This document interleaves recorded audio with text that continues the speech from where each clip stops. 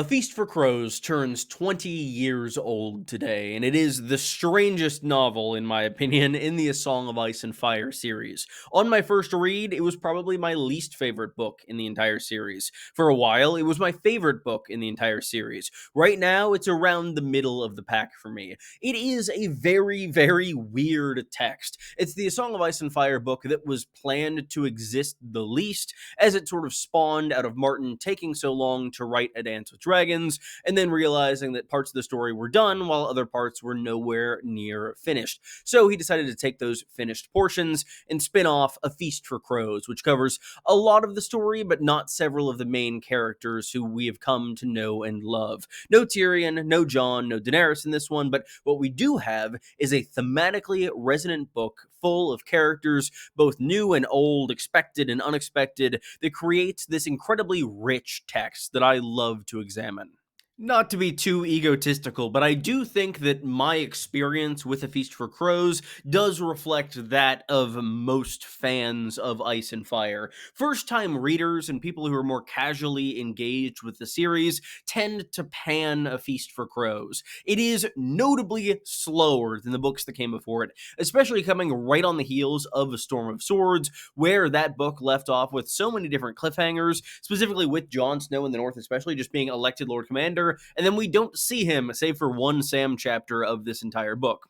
A Feast for Crows is remarkably action-free. The only scenes that I could describe as battles are one that Victarion participates in, and then Brienne's fight at the inn at the crossroads. Besides those, it's a very kind of intellectual book, or at least in terms of pondering things more deeply, and overall dealing with the deeper themes that Martin wants to explore in the series, rather than being non-stop action like A Storm of Swords. Not to say one is better than the other. I think they both have their strengths and weaknesses, and I do think that A Feast for Crows is far and away the most thematically cohesive in the series.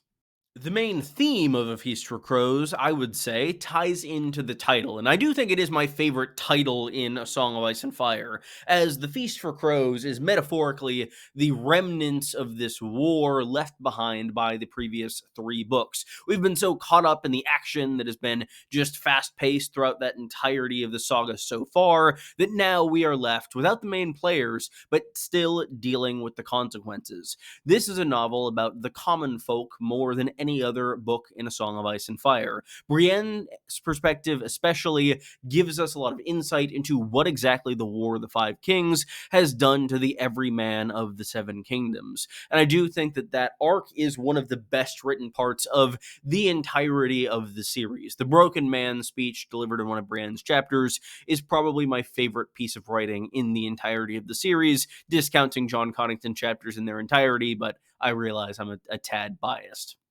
Since I've already briefly addressed it, I think Brienne's story is not only one of the strongest on offer in this book, but it is sort of a metaphor for this book as a whole. When I first read it, it was one of my least favorite arcs in the series, just given that the first half, really not much happens. It's Brienne questing for this thing that we know is unattainable, as we are in Sansa's head, and she is exactly where Brienne is not looking for her. It's almost waiting for Godot-like. With that said, the more and more you sit with the Brienne chapters, the more it becomes apparent that it is the heart of Martin's work. Every theme that he wants to address in this series is found within Brienne's chapters. Not only these themes of war and the horrors thereof, but also ideas of honor and oaths and what it means to exist and not fit into these societal systems in Westeros, as well as morality just on the face of it, as Brienne is one of the most morally good characters in the series. Her chapters in Feast for Crows are probably the viewpoint that have improved the most in my eyes from initial read to now. You can't talk about Brienne without also talking about Jaime, and I think his arc is it's probably my second favorite in A Feast for Crows, behind his sister, who we'll get to, because I think Jaime's redemption arc in A Storm of Swords is so fascinating to read, but I think that his redemption is set in the context of him just having to survive as a person in A Storm of Swords. Now, in A Feast for Crows, he has come through those struggles. He is going to live. He is going to be able to return to all that he has cared about. But now he has to learn how to redeem Jaime Lannister, not just this man trying to survive. Jaime's embroiled in these systems of corruption that have been perpetuated by his family for generations at this point, and he needs to try to make himself and the system itself better for any means necessary. And I think that he very much fails at certain parts of it and makes it more realistic. But this is an arc that is ongoing, and I do think it is fascinating to see his progress, specifically in that set piece of him trying to resolve the siege of Riverrun without taking up arms against the Tullys, so trying to keep his oath to Cat there. It's just an interesting conflict, and I do really look forward to seeing the implications of what that will bring to his conflict with Stoneheart that is looming in the Winds of Winter at present. Cersei Lannister's arc in A Feast for Crows is, I think, the most consistent George R. R. Martin has ever been on quality for such a long run of chapters. She has 10 chapters in A Feast for Crows, which for a book of this size, it is the second shortest in the series. That is a lot. Cersei is effectively the main character of A Feast for Crows, and she absolutely kills it. In addition to having one of my favorite first scenes of any viewpoint, this being her dream of sitting the Iron Throne high above them all, I think Cersei is given so much more depth through our time with her as a viewpoint character. We've seen her as sort of this villain who is kind of a side character that we're not really sure of her full motivation or actions in the previous several books through either the eyes of Ned Stark or Tyrion Lannister. Now, actually being in her head gives a lot more insight into why she took a lot of the actions she did and who exactly she is as a person. Her chapters are hilarious, and oftentimes she does make the wrong decision, but I do think that there are very complex reasons for why everything is happening in Cersei's chapters. It's important to note that we are joining Cersei as a viewpoint as everything is unraveling for her. Her son was recently killed, her father was killed by her brother, who she also believes killed her son, and now she is trying to step into power, but everything within the systems of Westeros are actively resisting her attempts to rule. Were she a man, she would just be able to rule by default, but no, she has to deal with all of these people questioning her all of the time, and oftentimes that worsens her paranoia and makes her decision making even worse. It's a really complex arc, and I do love the way it ties into these broader themes of the book of not only kind of the systematic issues within Westeros and how people fit into that given whatever category or status they hold, but additionally it ties into Brienne's themes of the common people with her rearming the Faith Militant, which I find to be a really interesting plot point as this kind of popular revolution, the likes of which has never been seen in Westeros before. I also want to ask, what's your opinion on A Feast for Crows? I've seen a wide variety over the years. Let me know in the comments down below. And while you're down there, leave a like, subscribe. It does really help the channel. We also have the Mega Prologue, which has been the subject of a video of mine in the past. This book was supposed to have one massive 250-page prologue chapter that in itself had chapters, but this was eventually spun out into these characters being full viewpoints, and thus creating the Dornish and the Ironborn stories. I'm going to start with Dorne. I think it is slightly weaker than the Ironborn story overall, for a couple reasons. I think that Dorne doesn't have as strong of an establishing chapter. I think that Areo Hotah has potential to be an interesting viewpoint character in the Winds of Winter, and his chapter in A Dance with Dragons is far better than his chapter in A Feast for Crows, but the Captain of the Guards really doesn't give us a good idea of like Dorne as a whole, but it makes sense that we are in Areo's head rather than Duran's, as being in Duran's head would spoil a lot of his schemes. Dorne does improve as it goes. The Queenmaker plot is fascinating to see unfold and just dissolve in its entirety, and The Princess in the Tower is an excellent chapter where we are locked inside the head of Arion Martell, who is locked inside of a tower, forced to sit and ruminate on her actions and plans and what she truly wants. I think Dorne is interesting in A Feast for Crows, but it definitely seems like it's going to get more interesting as the story continues. The Iron Islands, on the other hand, are straight gas all the time. All three viewpoint characters introduced here are excellent. Aeron Greyjoy, also called Damphair, also called Damfair, is really good as an introductory character to this situation, because it is a very complex political minefield that he is walking through, as his elder brother Balon is now dead, and Balon made it very clear that Asha, his daughter, was to succeed him as Queen of the Iron Islands. but Aeron is very set in the old ways of the Ironborn. He's a drowned priest who has turned to his religion to shield himself from his trauma, and he wants the old way to rule. With that said, the old way would dictate that the eldest brother of Balon Greyjoy would take the throne, and Euron has just returned, being the source of all of Aeron's trauma. As such, Aeron calls a Kingsmoot in the hopes that the Ironborn will be able to crown Victarion Greyjoy, the younger brother, but the more both stupid and involved in the old way. He would be a much preferable candidate for Aeron than Euron. And it is fascinating to have these different sides of the Kingsmoot as individual viewpoint characters, as we're in both Asha and Victarion's heads.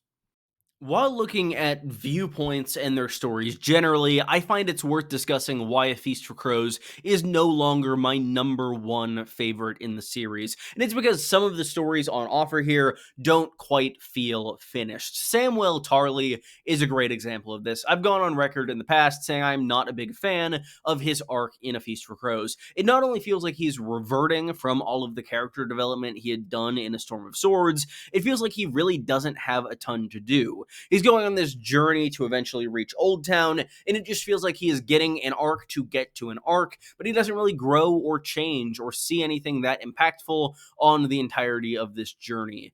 Aemon dies, that's about it. I also take a bit of issue with the Stark sisters and their chapters in this book.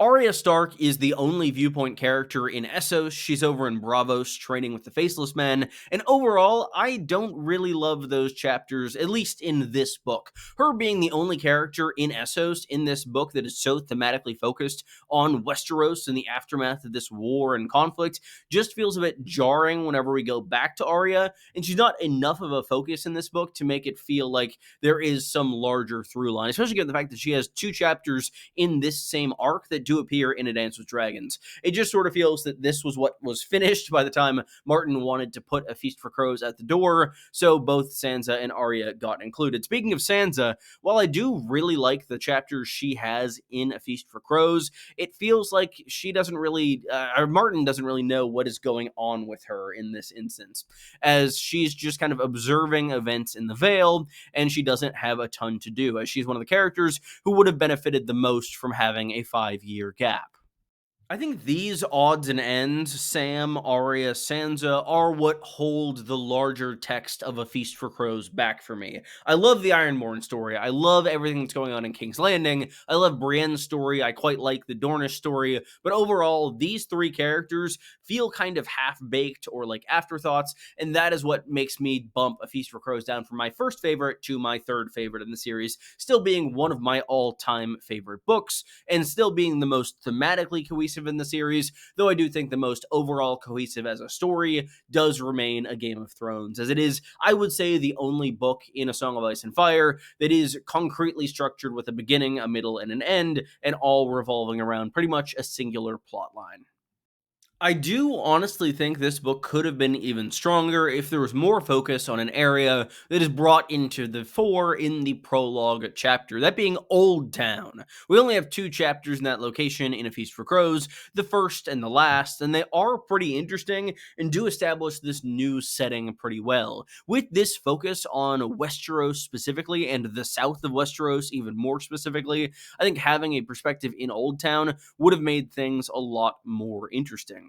I think ideally, if Martin had planned A Feast for Crows out, he might have sent Sam to the Citadel at the end of Storm of Swords, and then picked up with him there early on in A Feast for Crows to be able to continue this story more directly and add another plot line that we will undoubtedly have to now have in The Winds of Winter, where there is undoubtedly less space.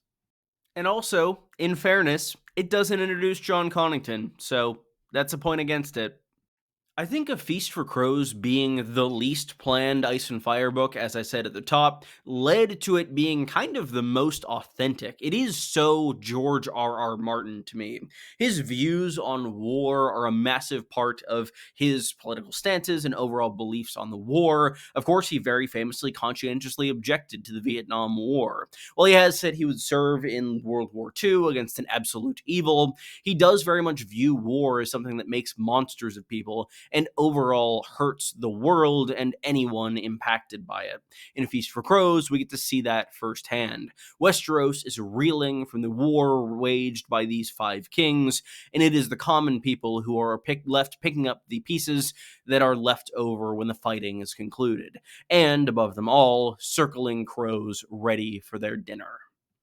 I also do think we have to consider A Feast for Crows as what it truly is, half of a larger whole, which is in itself not yet unfinished. It is a donut's hole with a donut hole in the center of it, given the fact that there are parts of A Dance with Dragons that we know were cut for the Winds of Winter. Together, I'm sure it makes an even better story. I know there are many combined reading orders out there. I have not tried any of them out, but I've always wanted to, so if you have any recommendations, let me know. I'd be happy to do that reading order and maybe do a video on it someday. Finally, the question I'm sure you've all been asking. Yes, my Feast for Crows every chapter ranked video is in the works. I was working on it just last week. I completed another chapter, and another chapter the week before that. I've made less progress this month than last month, but less is not none. It is actively being worked on, but I don't quite know when it'll be out yet because it is a lot, and I found the chapters are getting a bit more written about them than I did with each dance chapter, so stay tuned. Thank you all so much for watching. If you enjoyed this video, be sure to leave a like and subscribe. I'd really appreciate it, and it does really help grow the channel. I have many more videos for you in the very near future on A Song of Ice and Fire, A Knight of the Seven Kingdoms, which I can now say because I can finally remember the name, House of the Dragon, and Game of Thrones, and I hope you'll stick around for all of those. My next one might be a little different, kind of straying away from those topics, but still overall talking about George R.R. Martin and his writing, so I hope you'll stay tuned for that. I'm quite a fan of what I've written so far. Thank you again. Goodbye, everyone.